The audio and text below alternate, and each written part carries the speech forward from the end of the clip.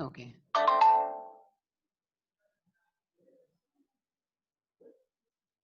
Now look at this problem. It's very quite interesting problem.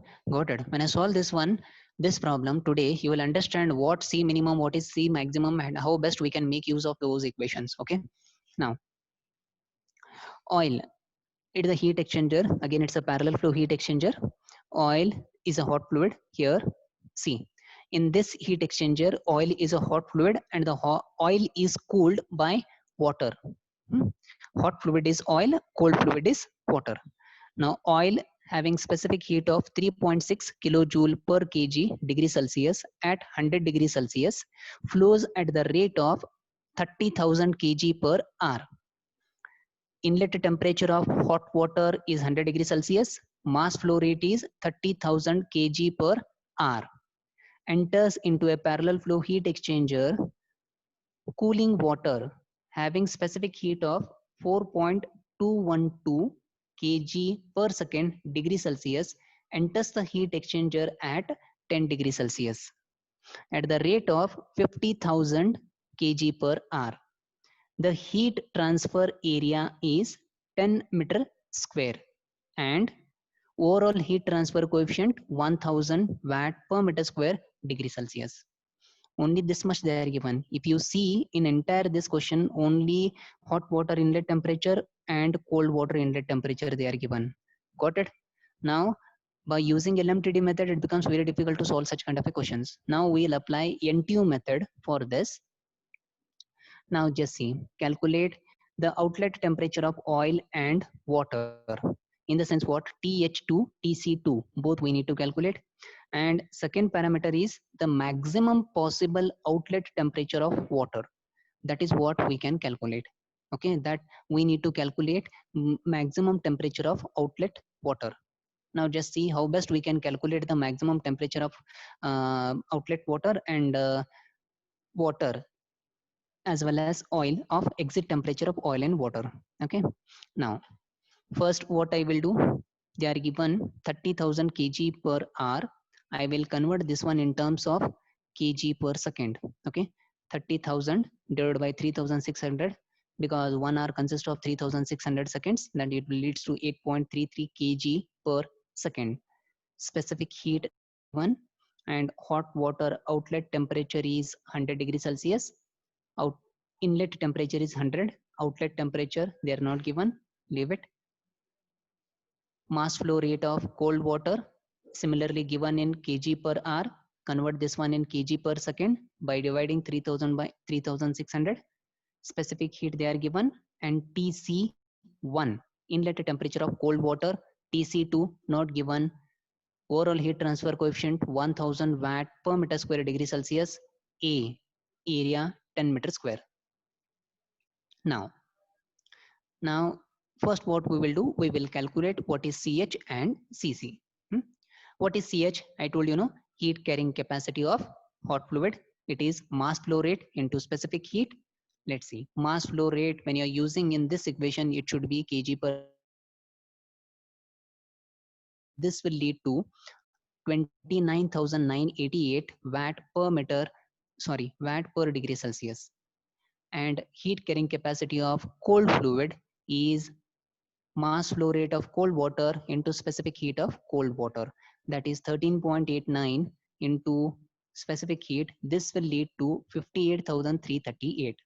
Now see here, what is this ratio, what we need to calculate, what is C minimum and C maximum in this quantity, what we calculated here. Now just see here, this is CH, what we calculated as CH, this value is 29,000, and CC, this value what we done is 58,000. Which one is a minimum? That is called as a C minimum. C maximum is a maximum quantity out of this. Got it? If I calculate what is the ratio C minimum by maximum, it will lead to 0.514. Now for NTU method, we know this is a constant U into A divided by C minimum. If you open your data handbook, the student, those who have got your data handbook right now on Just you go for the heat exchanger and go for NTU method. There in the column they are given, this is a constant, they are defined. NTU, number of transfer unit, is equal to U into A divided by C minimum. This equation is already given in your data handbook.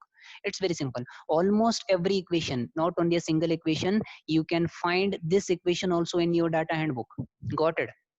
Heat carrying capacity of hot fluid, there sometimes they are given as heat minimum or maximum, or this also you can find in your data handbook. Almost every equations with pertaining to the heat exchanger, everything is in your data handbook. Okay, now after calculating this, if I calculated, this is also one constant.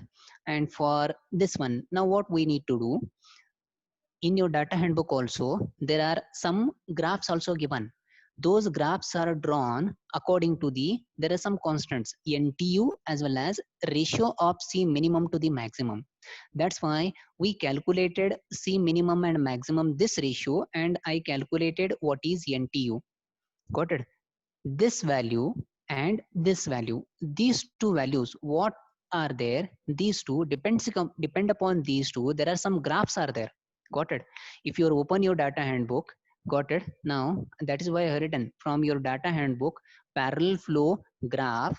Here effectiveness of heat exchanger can be determined.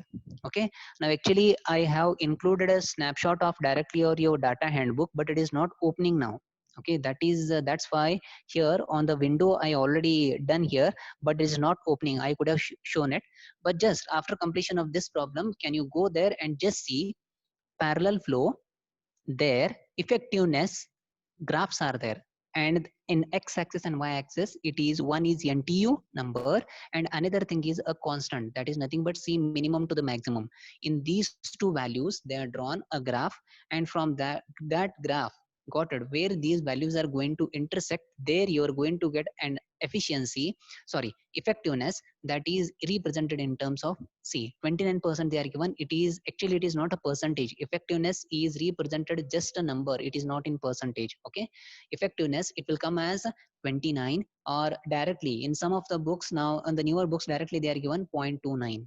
Got it? In the graph directly you are going to get it a 0.29. Once you know all these three parameters, then I can easily substitute in this equation. Got it?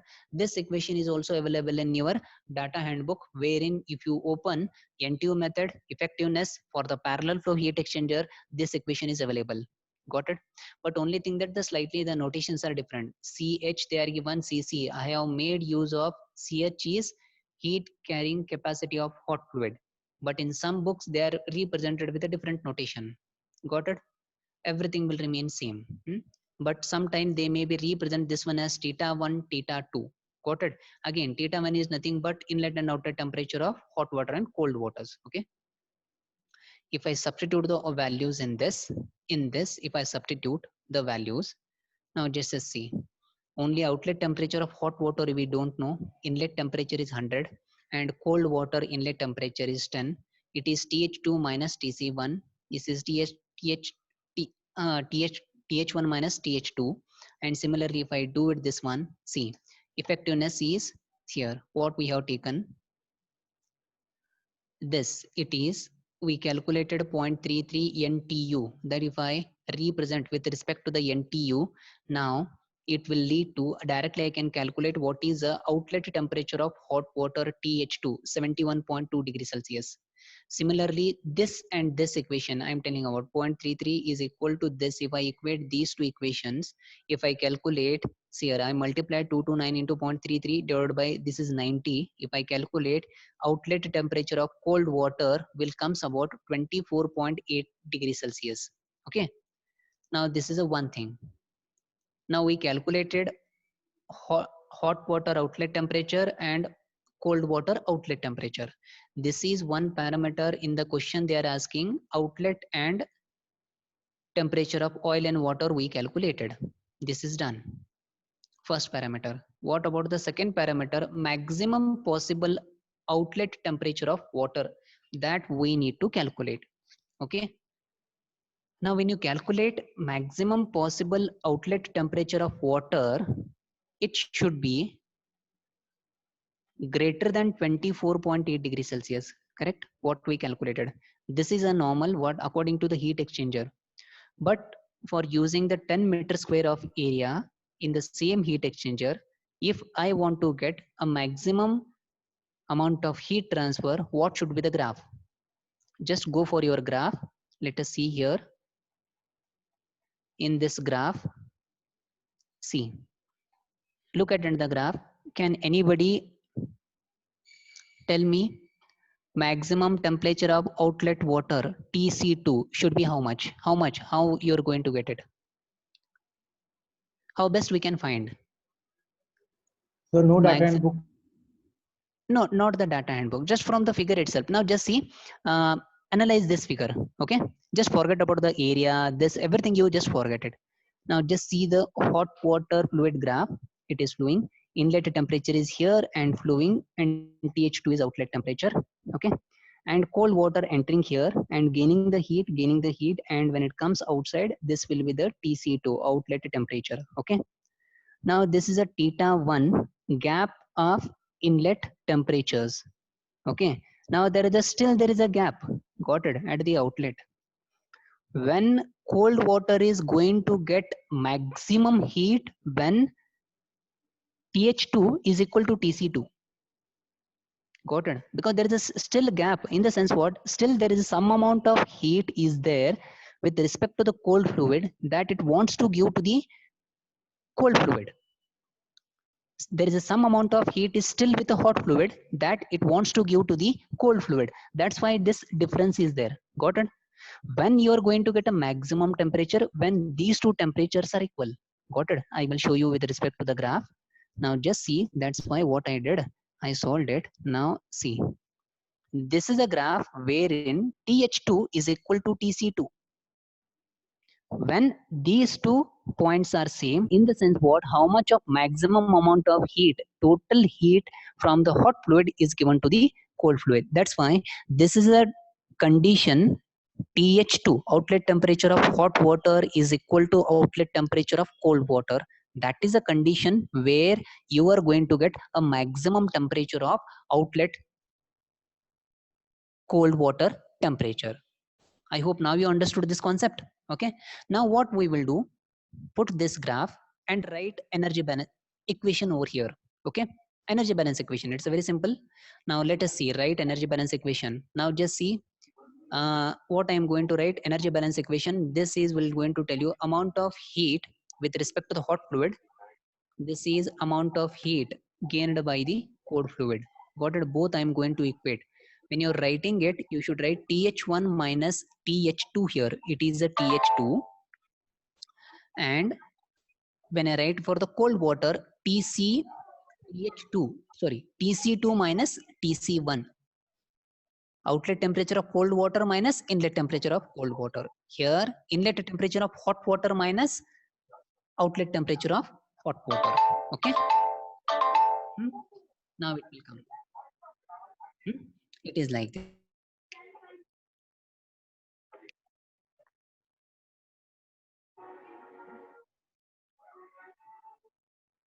this.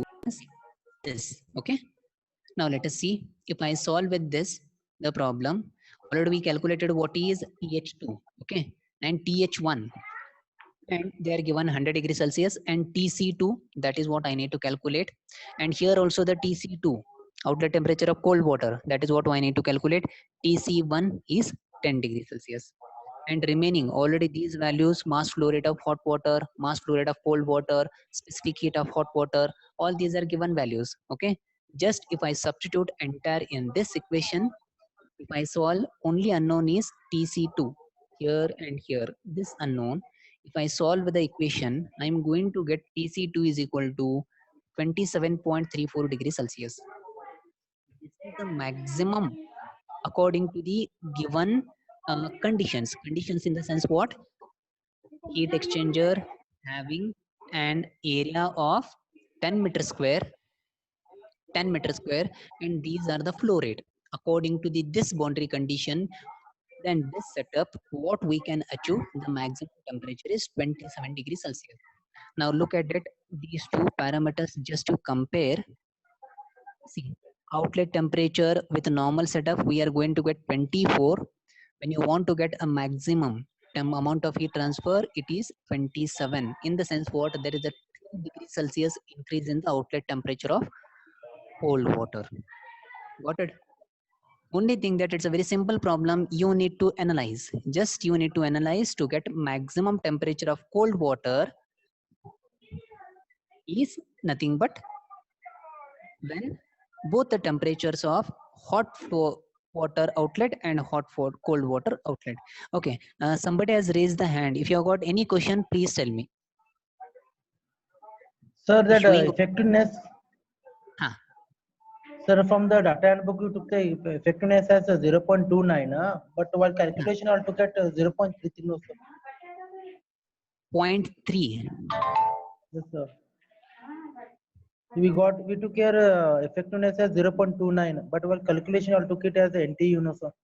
3 it is there. Actually, it should be 0.9. How I have taken this one? Okay. Let's I will check it out. Just I once again I will check it out and I will tell you. Once again I will solve this problem, because while solving it, yes, it should be taken as NTU. In this equation we need to take it the 0.29. 0.29. What we did? Okay. 0.29. Actually it should be 0.30, not 0.33, because 0.29 is a 0.3 and I should take it as a 0.30, not 0.33. Okay. Actually, 0.2 is nearly equal to 0.3, no? Yes, Right. sir. Nearly equal to 0.3. I have taken in my mind it is 0.3, but here I have seen the looking at the value of NTU 0.33. No, that I have write 0.33. No, it should be 0.30, or directly you can use 0.29. No problem. You're going to get a more accurate answer when you use 0.29. Yes. Because I'm look at this value and almost this and this both are same. That's why instead of 0.29, I have taken 0.33. If you can directly, you can take it as 0.29, and there is a slight change in. Even you may get 71 degrees Celsius or 70.12 degrees Celsius. Like this, you are going to get it. Okay. Okay. I hope the problem you understood this problem. Okay. The problems are very much simple. But only thing that, hello. But the problems are very much simple in heat exchanger, but only thing that you need to analyze the problem, and the problems are very much simple. There is no any much complicated. Only first write, whenever the problem is given, first write the given data. You will get to know what are the things to be calculated, and when you know what are the things to be calculated, after that the available equations from heat exchanger. Now go for, if they are given a parallel flow, look at all the equations related to the parallel flow. Then if you are able to calculate one of the two parameters, then easily you can able to calculate what is the required parameters they are asking in the question. Easily you can find out. But only thing that be careful while using the units, because here they are given specific heat, they are represented in terms of kilojoule, but while calculating directly you should use you need to multiply, like you should use in terms of joule. And these equations, what these equations are there, no, these are derived in taking care that here you need to represent kg per second, not kg per hour, and here only joules, not kilojoule. That's why if I take so much of care, easily you can find solve any kind of problem. Okay, this is a very quite interesting problem. That's why I think one of the in twice it is appeared in your question paper. Like only the parameters are different here, and they are asking according to the given heat exchanger setup, what is the maximum possible outlet temperature of cold fluid you can get it, and comment on your answer. This type of question once it is appeared, got it? On same concept. Directly if I asked here maximum possible outlet temperature, and what asked in the question paper is nothing but there are, according to the given setup, what is a possible maximum temperature we can get it from heat exchanger for the parallel flow. Got it? At that time, just you should, what we need to do, just go through this graph, analyze it, then easily you can solve the problem. Okay, done. Almost we are end now. Just another last 1 minute is there. If you got any problem, please ask me. I will solve again n number of problems with related to the NTU method, and we will lastly we will discuss with falling factor and how the falling factors will be taken. And another, there are some problems are there with respect to the tube, like heat transfer coefficient inside, heat transfer coefficient outside. Both that values are given. At that time, how to solve a problem and how to use equations from your data handbook, that also I will tell you. In next class directly I will include a snapshot of your data handbook in separate page, and I will make it on totally one only. Then I will show and how these values will come, that will substitute and we can do it. Okay, done. Okay, we'll solve few more problems on NTU method in the next class. Okay, I will do that also. And lastly, we'll go what is the remaining theory part, and almost heat